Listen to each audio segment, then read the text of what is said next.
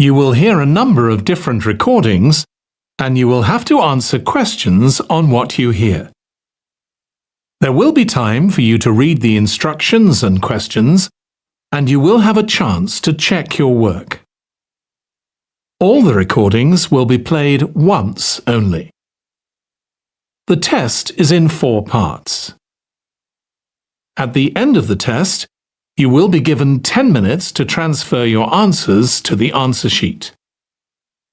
Now turn to Part 1.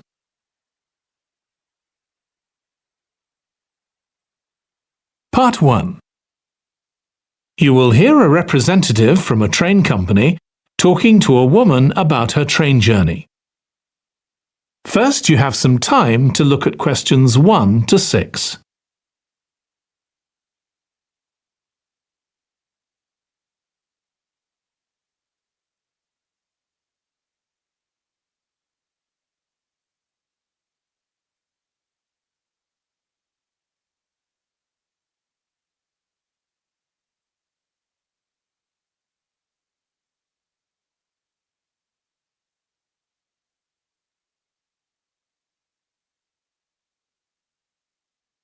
Now listen carefully and answer questions 1 to 6. Hello, do you mind if I ask you some questions about your journey today? We're doing a customer satisfaction survey. Yes, OK. I've got about 10 minutes before my train home leaves. I'm on a day trip. Great, thank you. So, first of all, could you tell me your name? It's Sophie Bird. Thank you. And would you mind telling me what you do? I'm a journalist. Oh, really? That must be interesting. Yes, it is. So, was the reason for your visit here today work? Actually, it's my day off. I came here to do some shopping. Oh, right. But I do sometimes come here for work. OK. Now, I'd like to ask some questions about your journey today, if that's OK. Yes, no problem. Right. So, can you tell me which station you're travelling back to? Stormforth, where I live. Can I just check the spelling? Staunfirth?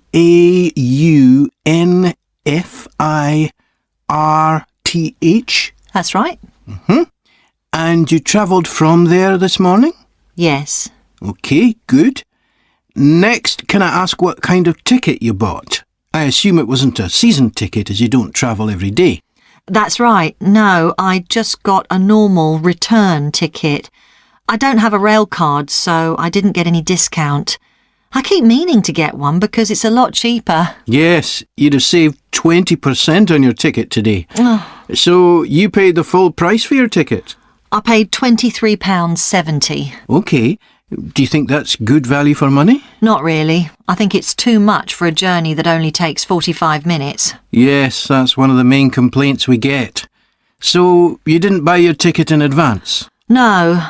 I know it's cheaper if you buy a week in advance, but I didn't know I was coming then. I know. You can't always plan ahead. So, did you buy it this morning? No, it was yesterday. Right. And do you usually buy your tickets at the station? Well, I do usually, but the ticket office closes early and I hate using ticket machines. I think ticket offices should be open for longer hours. There's always a queue for the machines and they're often out of order. A lot of customers are saying the same thing. So, to answer your question, I got an e-ticket online. Before you hear the rest of the conversation, you have some time to look at questions 7 to 10.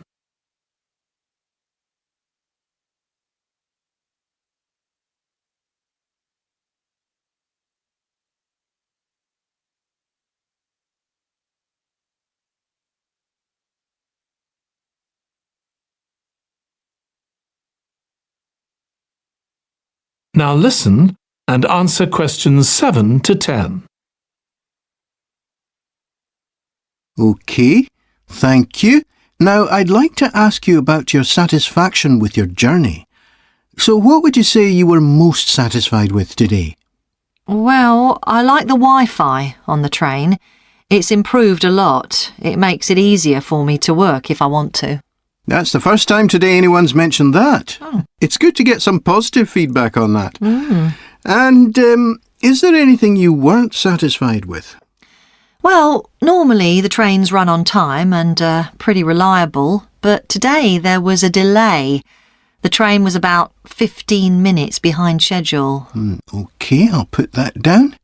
Now, I'd also like to ask about the facilities at the station. You've probably noticed that the whole station's been upgraded. What are you most satisfied with? I think the best thing is that they've improved the amount of information about train times, etc. that's given to passengers. It's much clearer. Before, there was only one board and I couldn't always see it properly, which was frustrating. That's good. And is there anything you're not satisfied with? Let's see. I think things have generally improved a lot. The trains are much more modern and I like the new cafe. But one thing is that there aren't enough places to sit down, especially on the platforms. OK, so I'll put seating down, shall I, as the thing you're least satisfied with? Yes, OK. Can I ask your opinion about some of the other facilities? We'd like feedback on whether people are satisfied, dissatisfied, or neither satisfied nor dissatisfied. OK. What about the parking at the station? Well, to be honest, I don't really have an opinion, as I never use it. So neither satisfied nor dissatisfied for that, then? Yes, I suppose so. OK, and what about these? That is the end of part 1. You now have 1 minute to check your answers to part 1.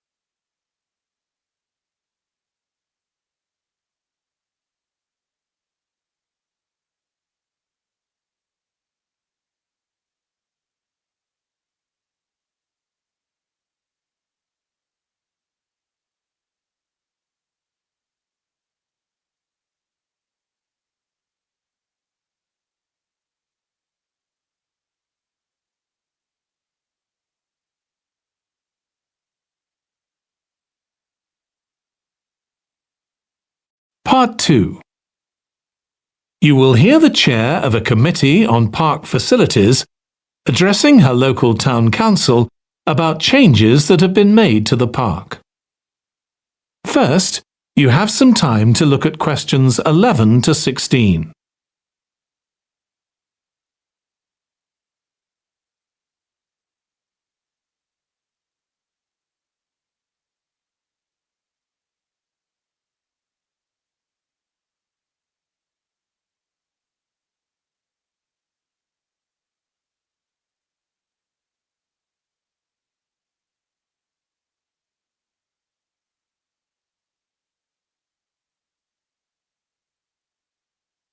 Now listen carefully and answer questions 11 to 16.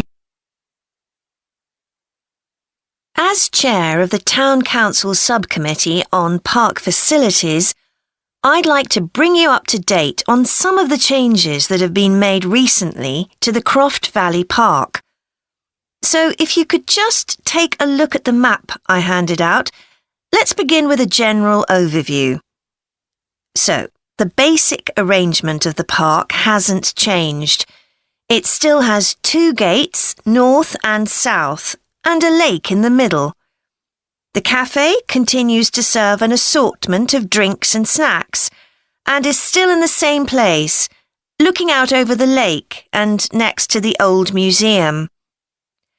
We're hoping to change the location of the toilets and bring them nearer to the centre of the park, as they're a bit out of the way at present, near the adventure playground, in the corner of your map. The formal gardens have been replanted and should be at their best in a month or 2. They used to be behind the old museum, but we've now used the space near the south gate between the park boundary and the path that goes past the lake towards the old museum. We have a new outdoor gym for adults and children, which is already proving very popular.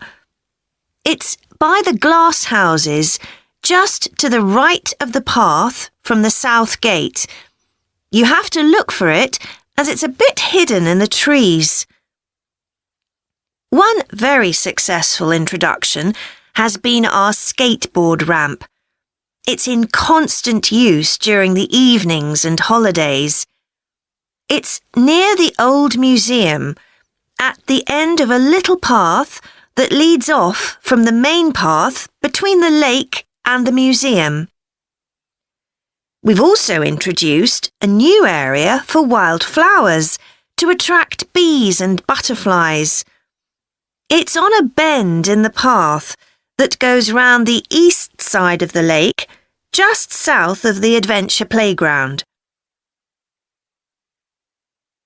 Before you hear the rest of the presentation, you have some time to look at questions 17 to 20.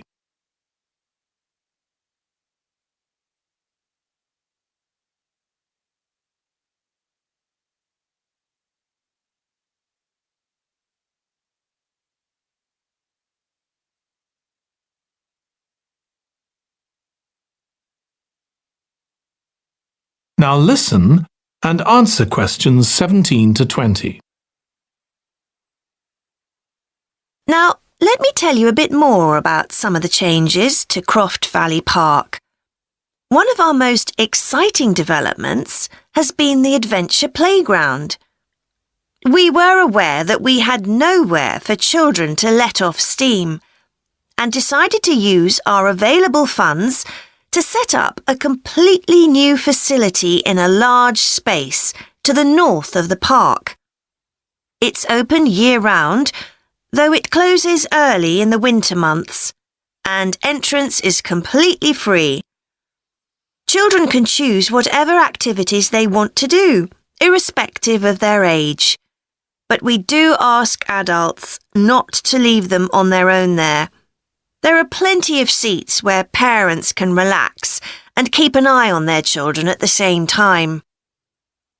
Lastly, the glass houses.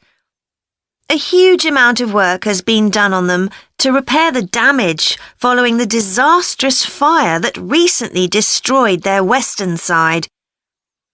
Over £80,000 was spent on replacing the glass walls and the metal supports, as well as the plants that had been destroyed, although, unfortunately, the collection of tropical palm trees has proved too expensive to replace up to now. At present, the glass houses are open from 10 a.m. to 3 p.m. Mondays to Thursdays, and it's hoped to extend this to the weekends soon. We're grateful to all those who helped us by contributing their time and money to this achievement. The gardens have really been a... That is the end of part 2. You now have 30 seconds to check your answers to part 2.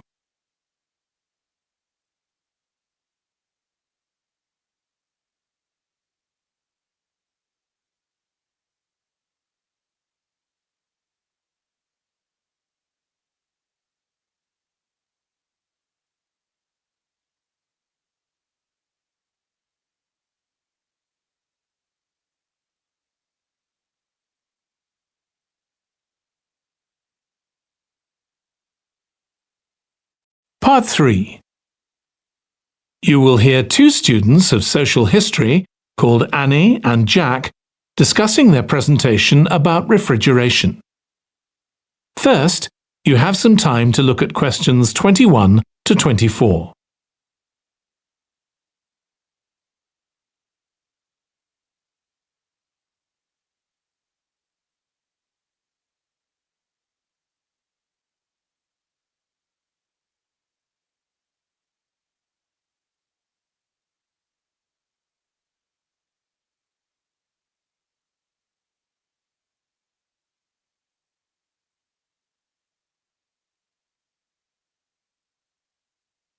Now listen carefully and answer questions 21 to 24. OK, Jack. Before we plan our presentation about refrigeration, let's discuss what we've discovered so far. Fine, Annie, though I have to admit I haven't done much research yet. Nor me. But I found an interesting article about ice houses. I'd seen some 18th and 19th century ones here in the UK, so I knew they were often built in a shady area or underground, close to lakes that might freeze in the winter. Then blocks of ice could be cut and stored in the ice house. But I didn't realise that insulating the blocks with straw or sawdust meant they didn't melt for months. The ancient Romans had refrigeration too. I didn't know that. Yes, pits were dug in the ground and snow was imported from the mountains, even though they were at quite a distance. The snow was stored in the pits. Ice formed at the bottom of it. Both the ice and the snow were then sold. The ice cost more than the snow, and my guess is that only the wealthy members of society could afford it. I wouldn't be surprised. I also came across an article about modern domestic fridges. Several different technologies are used, but they were too complex for me to understand. You have to wonder what happens when people get rid of old ones. You mean because the gases in them are harmful for the environment? Exactly. At least there are now plenty of organisations that will recycle most of the components safely. But of course, some people just dump old fridges in the countryside. It's hard to see how they can be stopped, unfortunately. In the UK, we get rid of 3 million a year altogether. That sounds a lot, especially because fridges hardly ever break down. That's right. In this country, we keep domestic fridges for 11 years on average, and a lot lasts for 20 or more. So if you divide the cost by the number of years you can use a fridge, they're not expensive, compared with some household appliances. True. I suppose manufacturers encourage people to spend more by making them different colours and designs. I'm sure when my parents bought their first fridge, they had hardly any choice. Yes, there's been quite a change. Before you hear the rest of the discussion, you have some time to look at questions 25 to 30.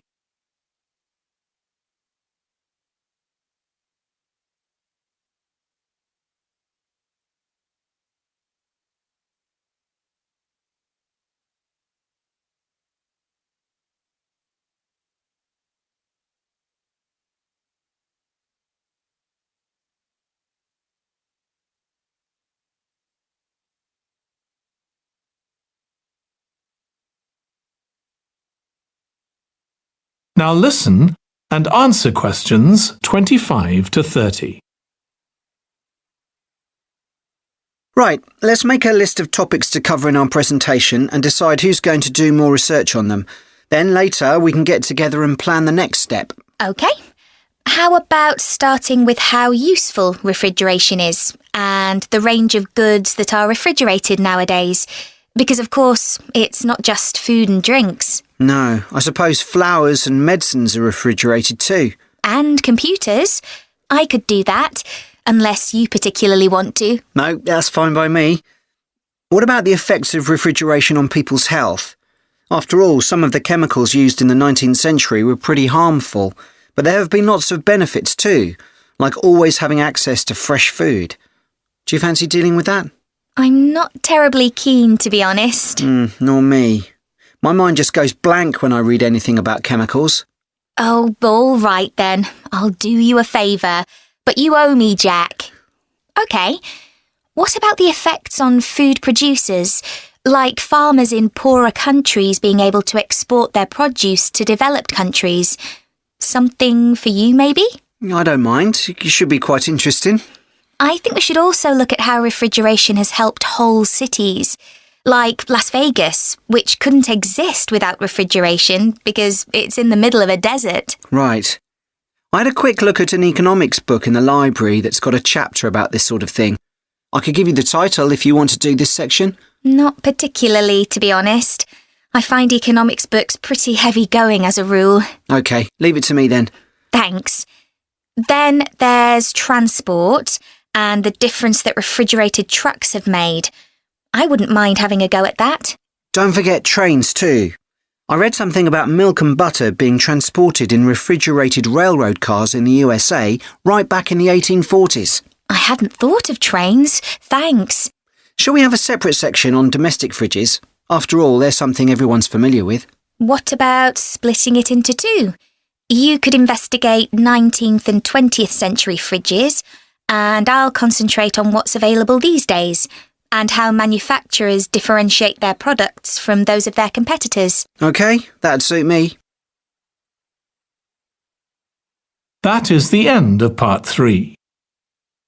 You now have 30 seconds to check your answers to part 3.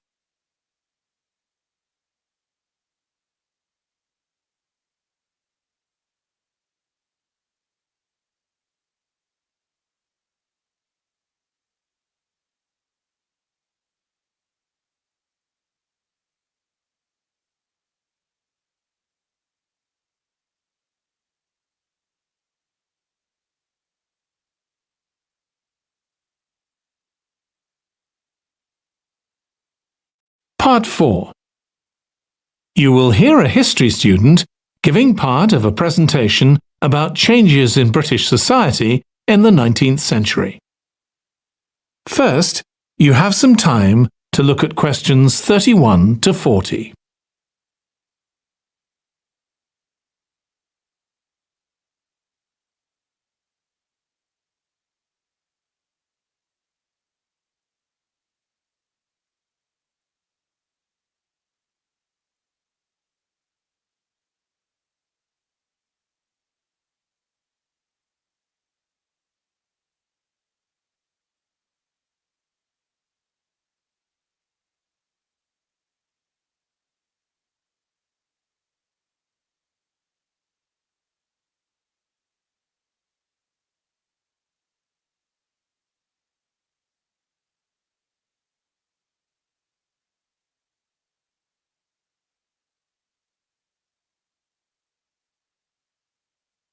Now listen carefully and answer questions 31 to 40. Hi everyone. In this session, I'll be presenting my research about the social history of Britain during the Industrial Revolution. I particularly looked at how ordinary lives were affected by changes that happened at that time. This was a time that saw the beginning of a new phenomenon, consumerism, where buying and selling goods became a major part of ordinary people's lives. In fact, it was in the 19th century that the quantity and quality of people's possessions was used as an indication of the wealth of the country. Before this, the vast majority of people had very few possessions, but all that was changed by the Industrial Revolution. This was the era from the mid-18th to the late 19th century, when improvements in how goods were made, as well as in technology, triggered massive social changes that transformed life for just about everybody in several key areas. First, let's look at manufacturing. When it comes to manufacturing, we tend to think of the Industrial Revolution in images of steam engines and coal. And it's true that the Industrial Revolution couldn't have taken place at all if it weren't for these new sources of power. They marked an important shift away from the traditional watermills and windmills that had dominated before this. The most advanced industry for much of the 19th century was textiles. This meant that fashionable fabrics and lace and ribbons were made available to everyone. Before the Industrial Revolution, most people made goods to sell in small workshops, often in their own homes. But enormous new machines were now being created that could produce the goods faster and on a larger scale, and these required a lot more space. So large factories were built, replacing the workshops and forcing workers to travel to work. In fact, large numbers of people migrated from villages into towns as a result.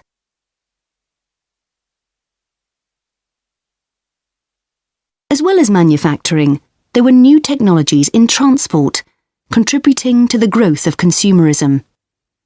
The horse-drawn stagecoaches and carts of the 18th century which carried very few people and goods and travelled slowly along poorly surfaced roads, were gradually replaced by the numerous canals that were constructed. These were particularly important for the transportation of goods. The canals gradually fell out of use, though, as railways were developed, becoming the main way of moving goods and people from one end of the country to the other. And the goods they moved weren't just coal, iron, clothes, and so on. Significantly, they included newspapers, which meant that thousands of people were not only more knowledgeable about what was going on in the country, but could also read about what was available in the shops. And that encouraged them to buy more. So faster forms of transport resulted in distribution becoming far more efficient. Goods could now be sold all over the country instead of just in the local market. The third main area that saw changes that contributed to consumerism was retailing. The number and quality of shops grew rapidly, and in particular, small shops suffered as customers flocked to the growing number of department stores, a form of retailing that was new in the 19th century. The entrepreneurs who opened these found new ways to stock them with goods and to attract customers. For instance, improved lighting inside greatly increased the visibility of the goods for sale.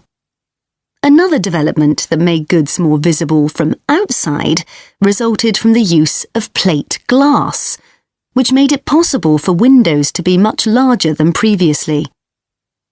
New ways of promoting goods were introduced too. Previously, the focus had been on informing potential customers about the availability of goods. Now, there was an explosion in advertising trying to persuade people to go shopping. Flanders claims that one of the great effects of the Industrial Revolution was that it created choice.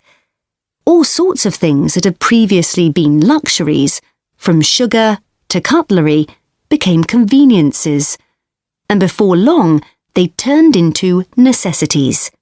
Life without sugar or cutlery was unimaginable, rather like mobile phones these days. That is the end of part 4. You now have 1 minute to check your answers to part 4.